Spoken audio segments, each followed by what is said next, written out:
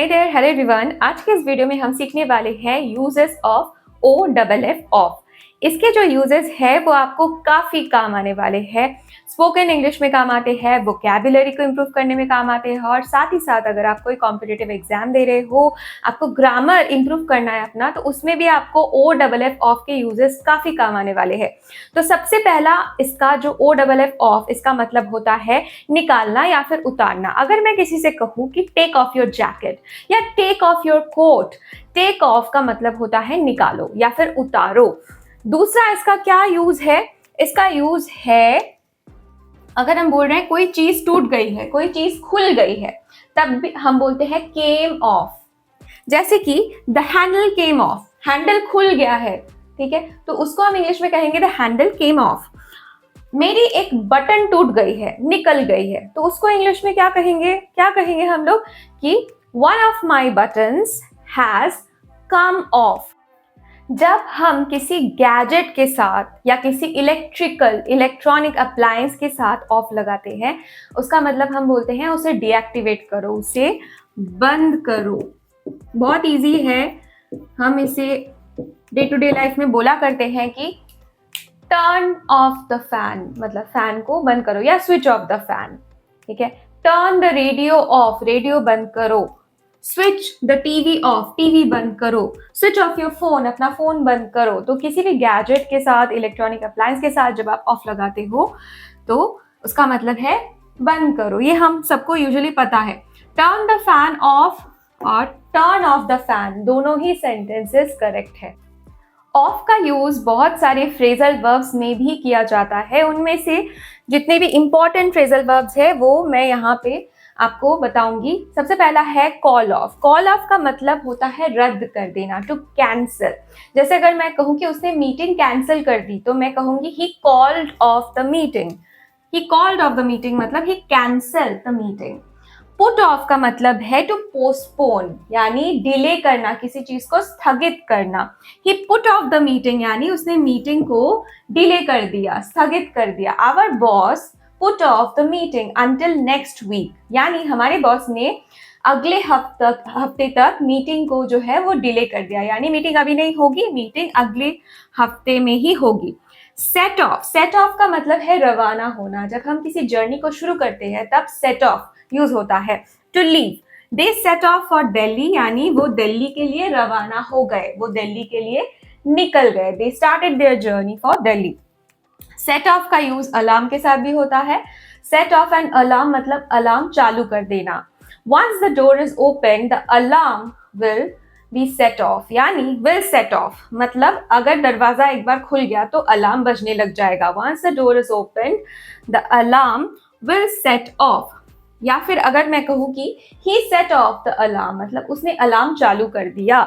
Set off का use fireworks के साथ भी होता है। दे सेट ऑफ फायरवर्क्स, यानी वो पटाखे फोड़ रहे थे। सिंपल लैंग्वेज में यही होता है, मतलब किसी सेट ऑफ अ बॉम्ब, यानी किसी बॉम्ब को एक्सप्लोड करना, ठीक है। शो ऑफ, शो ऑफ का मतलब तो हम सबको पता है। शो ऑफ का मतलब है दिखावा करना, यानी टू शो योर पोजेशंस, आपके पास कुछ है या आपका स्पेशल क्वालिटीज को जब आप दिखाते हो। टू गेन एडमिरेशन, यानी प्रशंसा पाने के लिए जब आप कुछ दिखाते हो तो उसे शो ऑफ कहा जाता है। She wanted to show off her dress at the party, means she wanted to display her dress at the party to gain attention, to gain admiration. कई बार हम बोलते हैं of the main street, of the road, of the बीच। इसका मतलब क्या? तो of जब किसी लोकेशन के साथ यूज होता है तो दूरी बताने के काम आता है, डिस्टेंस बताने के काम आता है। जैसे कि अगर मैं कहूँ कि the tent is 100 metres of the beach, यानी जो टेंट है वो बीच से 100 मीटर्स की दूरी पर है। She lives off the main street. Off the main street यानी क्या? मेन स्ट्रीट से थोड़ी दूरी पर उसका घर है। तो off the dash मतलब जो जगह मैं मेंशन कर रही हूँ उससे थोड़ी दूरी पर। जैसे अगर मैं कहूँ the hospital is of the main road, यानी हॉस्पिटल जो है वो मेन रोड पर नहीं है, मेन रोड से थोड़ी सी डिस्टेंस पर, थोड़ी सी दूरी पर है located. Away from the duty, duty से छुट्टी लेना यानी ऑफ लेना, ये बहुत कॉमन है। ऑफ लेना यानी ड्यूटी से छुट्टी लेना। He is of at the moment, कई बार हम बोलते हैं वो अभी ड्यूटी पर नहीं है, तो इसे हम इंग्लिश में कहेंगे he is of at the moment. He is away from duty at the moment. He has taken a day of, उसने एक दिन की छुट्टी ली है। सो taken the day of, the day मतलब एक पर्टिकुलर दिन की बात हो रही है कि उसने इस दिन छुट्टी ली है। I am going to take some time off, तो मैं कुछ देर के लिए, कुछ समय के लिए छुट्टी लेना चाहती हूँ। I am going to take some time off and work on my house और वर्क ऑन माई प्रेजेंटेशन, कुछ देर के लिए मैं ऑफ लेना चाहती हूँ, छुट्टी लेना चाहती हूँ और अपने प्रेजेंटेशन पर काम करना चाहती हूँ। नेक्स्ट, ये तो बहुत कॉमन है, ऑफ मतलब ऑफर, मतलब discount, 50% off, 30% off. There is 50% off on all winter wears. Malls में अक्सर हम देखते हैं ना कि ऑफर चल रहा होता है, तो 50% off on all winter wears. और यहाँ पे जो ऑफर ऑफ यूज हो रहा है इसका मतलब है डिस्काउंट, और इसके साथ प्रीपोजिशन ऑन का यूज होता है, it is followed by on, ठीक है। So there is 50% off on all winter wears, मतलब सारे विंटर वेयर्स पे 50% का जो है डिस्काउंट चल रहा है। स्पॉइल्ड फूड, ओके, अगर हम किसी खाने के साथ, किसी फूड आइटम के साथ ऑफ का यूज कर रहे हैं, यानी वो जो खाना है वो फ्रेश नहीं है, वो स्पॉइल्ड हो गया है। अगर कोई कहता है कि द मिल्क इज ऑफ, यानी जो मिल्क है वो खराब हो गया है। कई बार हम रेस्टोरेंट में कुछ खाना खा रहे हैं, अगर कोई कह रहा है कि the fish taste a bit off, मतलब जो फिश है वो फ्रेश नहीं है। The chicken taste a bit off, मतलब चिकन जो है वो फ्रेश नहीं है, स्पॉइल्ड है।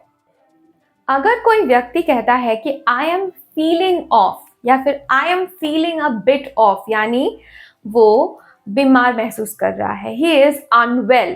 तो कोई व्यक्ति अगर कभी भी कहता है कि I am off, I am a bit off या I am feeling a bit off, यानी I am a bit, I am feeling a bit sick, I am feeling a bit unwell. Off the hook, off the hook एक phrase है या फिर आप इसे एक idiom भी कह सकते हो।